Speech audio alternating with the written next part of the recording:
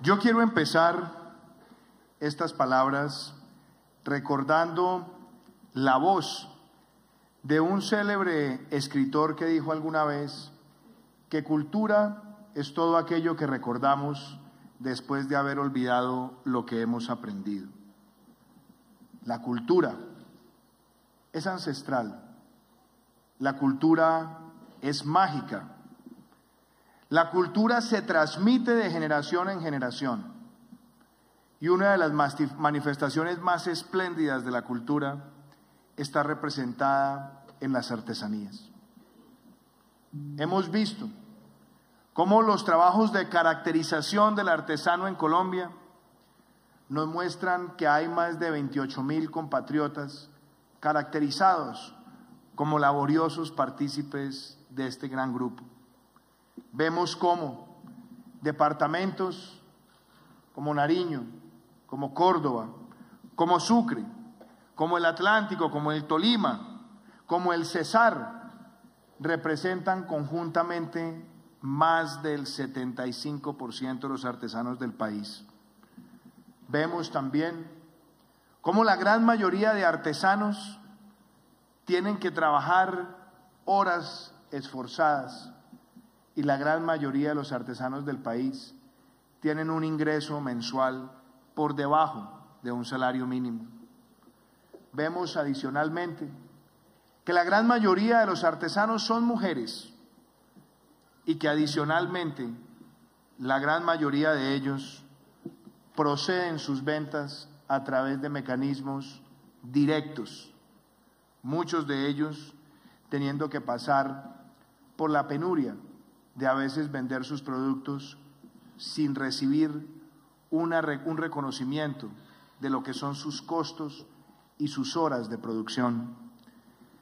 Todo esto lo digo porque el gran objetivo que debe tener Colombia es hacer de su cultura una parte cada vez más vibrante y protagónica del proceso de desarrollo. Tenemos muchas razones para sentirnos orgullosos como colombianos cuando evocamos la cultura, cuando vemos cómo uno de los 10 libros más vendidos de la historia fue escrito por un colombiano que empezaba la narrativa con aquel recuerdo del coronel Aureliano Buendía cuando su abuelo lo llevó a conocer el hielo mientras estaba frente al pelotón de fusilamiento. Vemos también las obras mágicas de nuestros grandes artistas plásticos, donde están las obras tradicionales y ya cada vez convertidas en un clásico del maestro Fernando Botero, pero al mismo tiempo vemos maestros jóvenes como Murillo, o vemos la obra de Doris Salcedo cada vez penetrando más escenarios en el mundo. Vemos cómo la música colombiana es capaz de desplegar la grandeza de la marimba de Chonta, como lo veíamos esta tarde, y también ver cómo más agrupaciones del mundo reconocen las gaitas de San Jacinto como un producto colombiano que tiene una gran arraigambre, que fusiona nuestra cultura caribe también con el ancestralismo africano. Tenemos un país donde la caña flecha se labra y produce ese magistral sombrero volteado, que ya tiene una denominación de origen y que se reconoce en el mundo como un símbolo inequívoco de la colombianidad. Vemos también no solamente el labrado que tenemos en Santa Rosa con las vajillas, o lo que nosotros podemos distinguir de la profundidad huilense cuando vemos las chivas, o cuando vamos a Monpós y vemos cómo la filigrana también se va pasando de generación en generación. Todas esas manifestaciones culturales nos llenan de orgullo, pero debo decir que quizás una de las más hermosas expresiones colombianas está en cada una de las artesanías que serán apreciadas durante esta feria.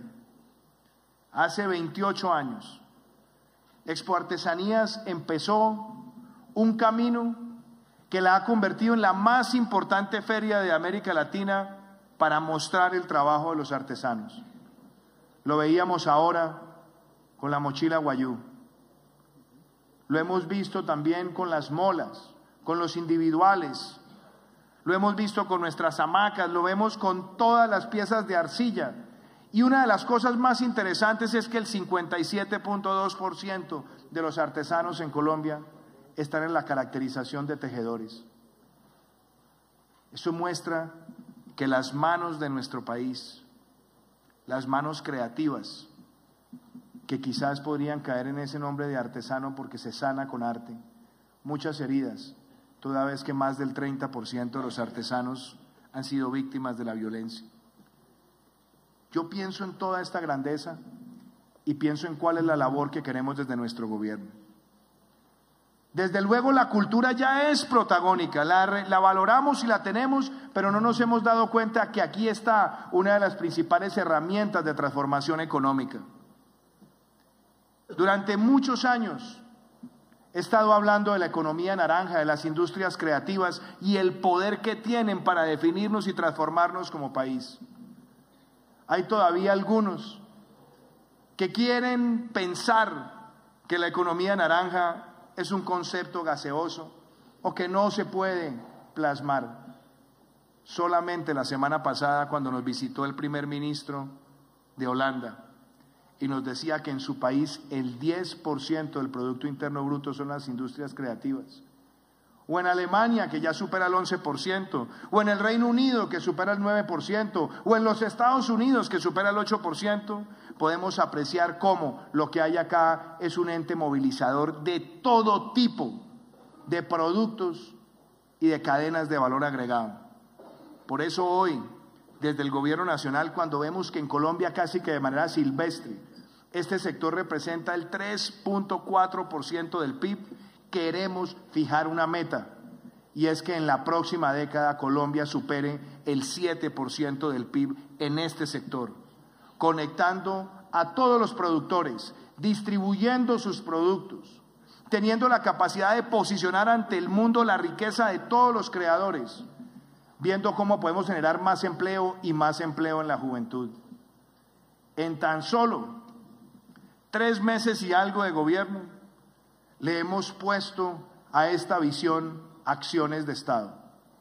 Se creó el Consejo Nacional de Economía Naranja, presidido por el Ministerio de Cultura, cuya representación solamente es delegable a nivel de viceministros y está cada uno de los entes articuladores del Estado.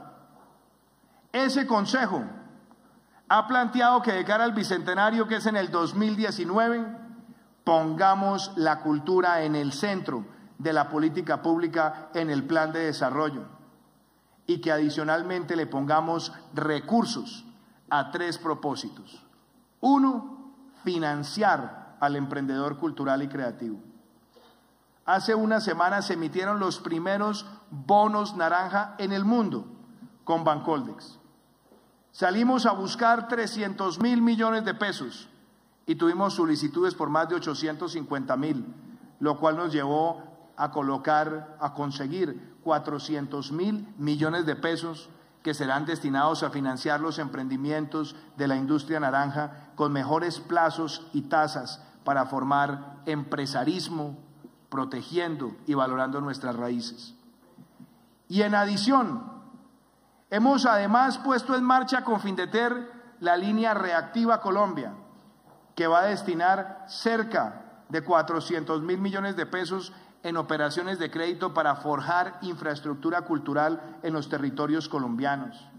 Museos, centros de conciertos, espacios de colaboración creativa serán algunos.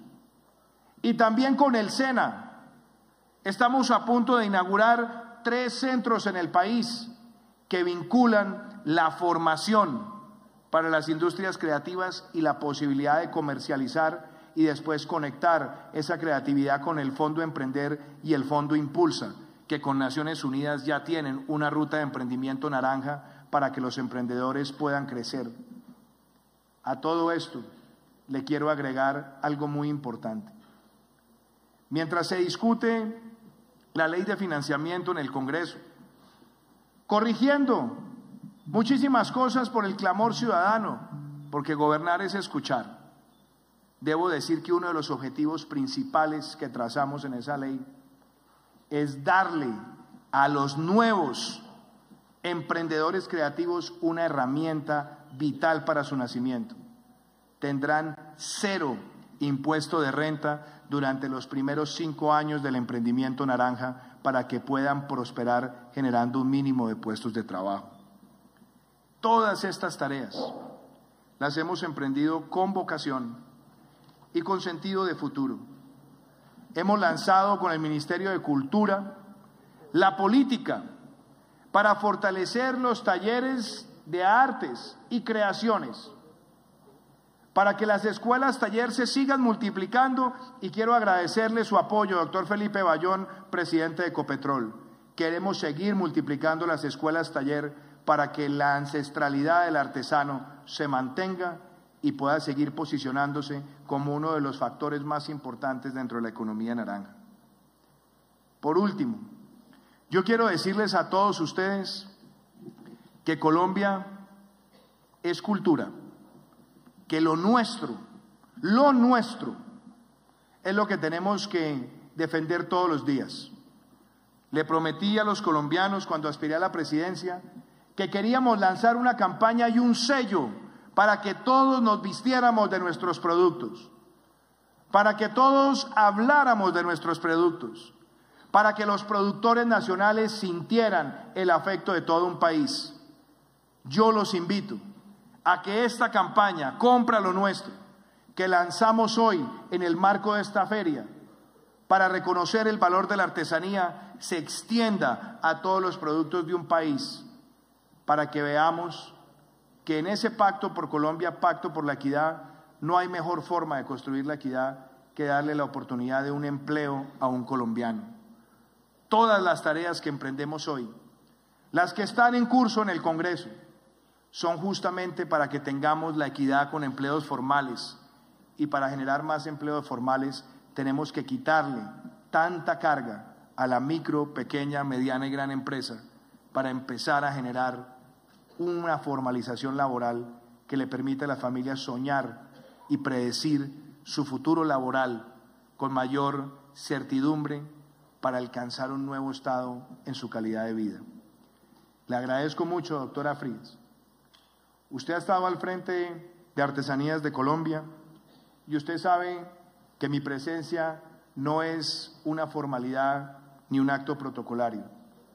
Yo vengo hoy a Expo Artesanías por mi amor por la cultura, después de haber sido gestor cultural en muchas regiones de América Latina, cuando dirigí esa área en el Banco Interamericano de Desarrollo, y que espero que Artesanías de Colombia entre en una nueva etapa, en una etapa más cercana con el artesano, y una etapa donde el artesano haga esa transición a ser el artista que se queda con los recursos de la propiedad intelectual para mejorar su futuro. Muchísimas gracias a todos y quejo por instalada esta importante feria.